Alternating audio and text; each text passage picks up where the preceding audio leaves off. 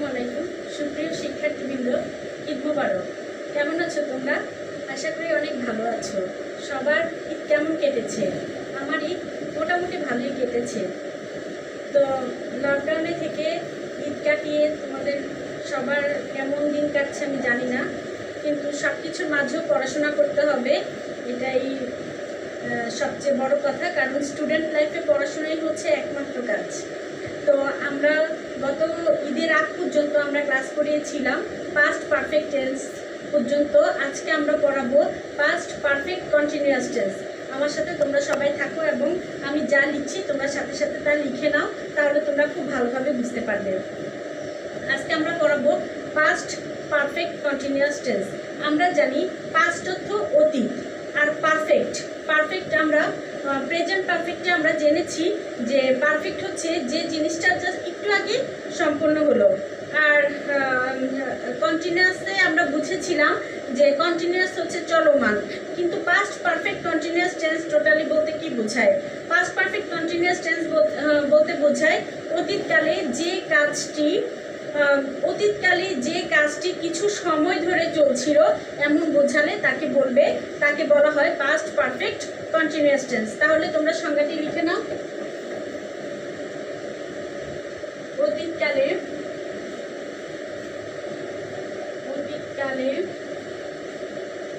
অতীতকালে কোনো কাজ কিছু সময় ধরে চলছিল, কিছু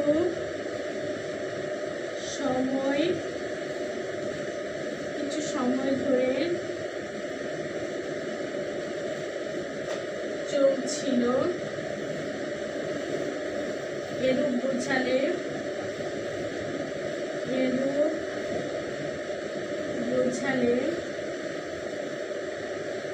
বোঝালে তাকে পাস্ট পারফেক্ট কন্টিনিউয়াস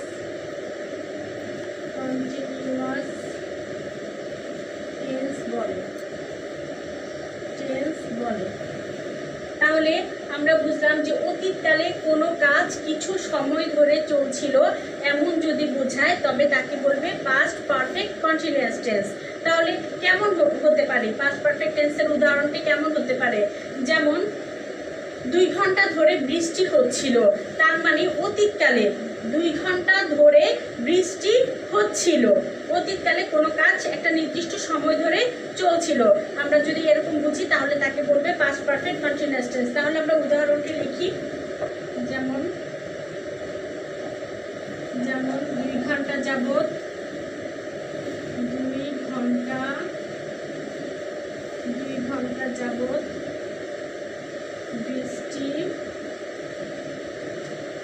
বৃষ্টি হচ্ছিল।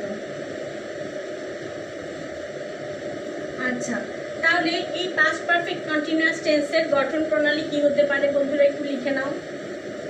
গঠন প্রণালী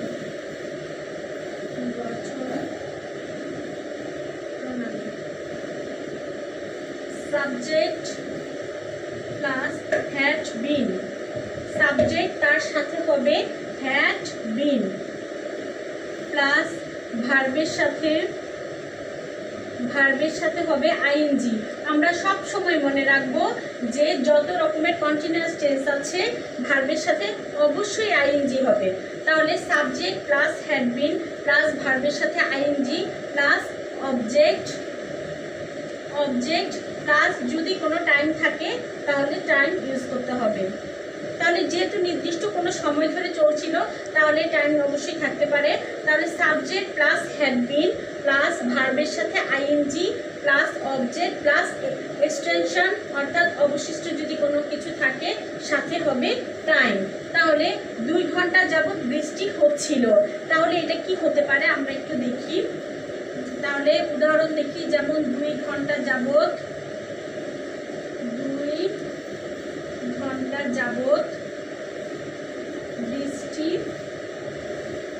বৃষ্টি হচ্ছিল। তাহলে এখানে সাবজেক্ট কি? এখানে 2 ঘন্টা এটা একটা সময়, যাবত এটা একটা সময় নির্ণয় করার জন্য এখানে যাবত ব্যবহৃত হয়েছে। বৃষ্টি হচ্ছিল, তাহলে বৃষ্টি হওয়া হচ্ছে রেইন বা রেইনিং। তাহলে এখানে সাবজেক্ট, যেহেতু আমরা কোনো নির্দিষ্ট সাবজেক্ট পাচ্ছি না, তাহলে আমরা ইট বসাবো। ইট ইটের সাথে কি হবে? আমরা সাবজেক্ট ইট লিখলাম, ইটের সাথে হবে had been. It had been. তাহলে ভার্ব কি? বৃষ্টি হওয়া। আমরা জানি কোনো কাজ করাকে ভার্ব বলে। তাহলে বৃষ্টি হচ্ছিল, অর্থাৎ বৃষ্টি হওয়াটাই হচ্ছে ভার্ব। তাহলে রেইনের সাথে আইএনজি হবে রেইনিং। বৃষ্টি হওয়াটা কোনো নির্দিষ্ট করে বলেনি যে 2 ঘন্টা, এটা কোন 2 ঘন্টা, অর্থাৎ এখানে কোনো সকাল থেকে অথবা দুপুরের দিকে নাকি রাতের দিকে বা কোনো নির্দিষ্ট টাইম দিয়ে দেয় নাই। এরকম কোনো নির্দিষ্ট টাইম না দিলে আমরা ফর লিখব। ফর কতক্ষণ? 2 ঘন্টা। For 2 hours. আচ্ছা, এগুলো আমরা মুছে দেই। তাহলে আমরা আরেকটুখানি বলি যে সংজ্ঞাটা কি? অতীতকালে কোনো কাজ কিছু সময় ধরে চলছিল এরূপ বোঝালে তাহলে তাকে বলবে পাস্ট পারফেক্ট কন্টিনিউয়াস টেন্স। এটার গঠন প্রণালী হচ্ছে subject plus have been plus ভার্বের সাথে আইএনজি, পরে যা থাকবে তা আমরা গুছিয়ে লিখবো। তাহলে আমরা একটা উদাহরণ দেখলাম, 2 ঘন্টা যাবত বৃষ্টি হচ্ছিল। It had been raining for 2 hours. মুছে দিচ্ছি।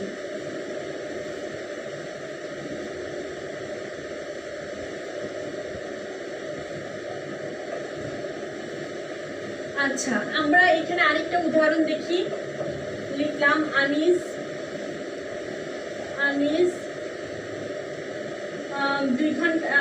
3 ঘন্টা যাবত খেলছিল। 3 ঘন্টা যাবত খেলছিল। আমরা বৃষ্টির সময় দেখছি যে আমরা এখানে তেমন কোনো সাবজেক্ট খুঁজেই পাইনি, যার কারণে আমরা ইট লিখেছিলাম। আর এখানে আনিস হচ্ছে সাবজেক্ট, অর্থাৎ সাবজেক্ট কাকে বলে তোমরা বন্ধুরা আবার একটু খেয়াল করো।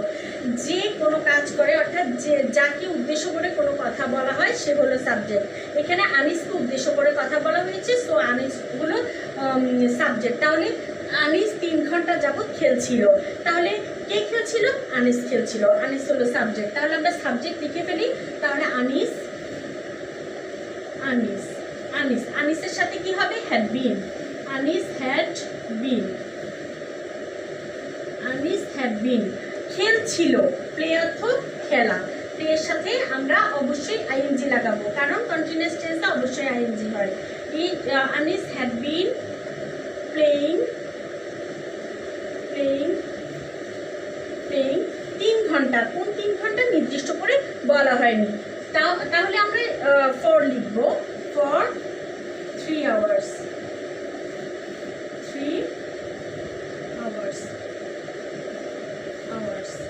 তাহলে এরকম আমরা আরো কিছু উদাহরণ লিখতে পারি, যেমন মিনা সকাল থেকে পড়ছিল। দেখি, মিনা সকাল থেকে পড়ছিল। মিনা সকাল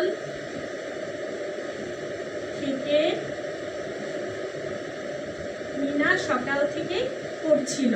তাহলে পড়ছিল তার মানে এটা অতীতকালের কোনো ঘটনা, আর সকাল থেকে পড়ছিল একটা নির্দিষ্ট সময় ধরে চলছিল। তার মানে আমরা এটা বুঝলাম যে পাস্ট পারফেক্ট কন্টিনিউয়াস টেন্স। তাহলে সাবজেক্ট হচ্ছে মিনার সাথে হবে হ্যাভ বিন। পড়া ইংরেজি হচ্ছে রিড। পড়া ইংরেজি হচ্ছে রিডের সাথে হবে আইএনজি। সকাল থেকে পড়ছিল, একটি নির্দিষ্ট সময় বলে দিয়েছে যে কখন থেকে হচ্ছিল। সকাল থেকে একটি টাইমটা বলে দিয়েছে যে কখন থেকে হয়েছিল। যখন এরকম সময়টা নির্ধারিত করে বলে দিবে যে কখন থেকে হয়েছিল, তাহলে আমরা সেই জায়গায় লিখব সিন্স মর্নিং।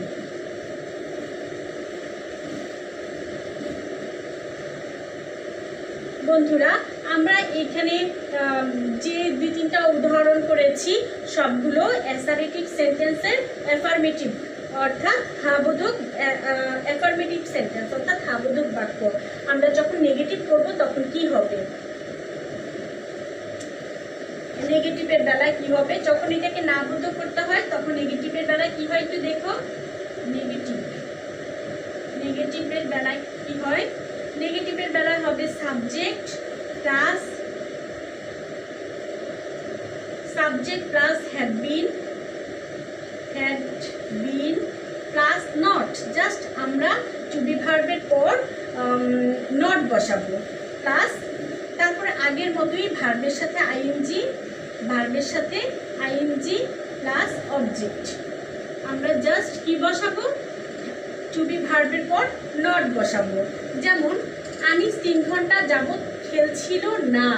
যদি বলে যে আনিস 3 ঘন্টা যাবত খেলছিল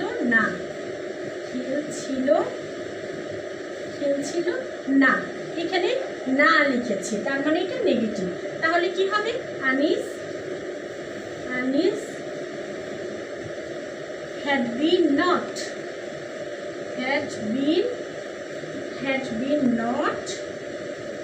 had been not playing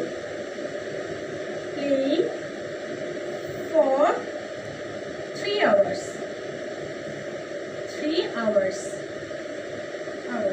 বন্ধুরা, আমরা অ্যাফার্মেটিভ সেন্টেন্স দেখলাম, নেগেটিভ সেন্টেন্স দেখলাম। যদি ইন্টারগেটিভ করতে হয়, ইন্টারগেটিভ মানে হচ্ছে প্রশ্নবোধক বাক্য। এই লেখাটাকে যদি আমাদের প্রশ্নবোধক করতে হয় তাহলে কি করতে হবে একটু দেখো।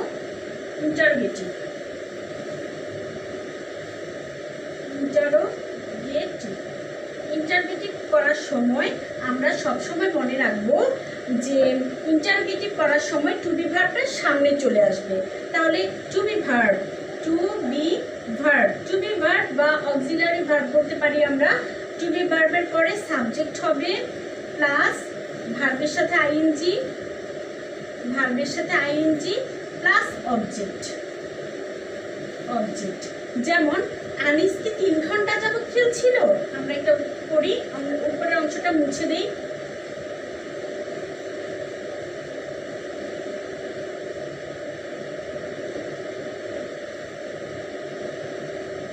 যেমন আনিস কি 3 ঘন্টা যাবত খেলছিল। আচ্ছা, ইন্টারগেটিভ সেন্টেন্সে অবশ্যই মনে রাখবে লেখার পরে একটি ইন্টারগেটিভ সাইন অবশ্যই দিতে হবে। যদি লেখার পর ইন্টারগেটিভ সাইন না দেওয়া হয় তাহলে অবশ্যই পুরোটা সেন্টেন্স ভুল বলে গণ্য হবে। তাহলে আমাদের টু বি ভার্ব সামনে চলে আসবে। আনিস 3 ঘন্টা যাবত খেলছিল, আমরা লিখেছিলাম আনিস হ্যাড বিন। এখানে আমরা হ্যাড বিনটা সামনে নিয়ে আসবো। হ্যাড বিন আনিস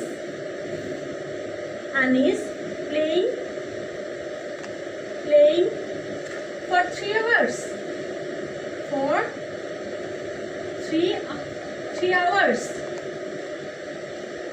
বন্ধুরা, তোমরা এভাবেই ট্রাই করবে। তোমরা বাসায় নিজে এভাবেই চেষ্টা করবে।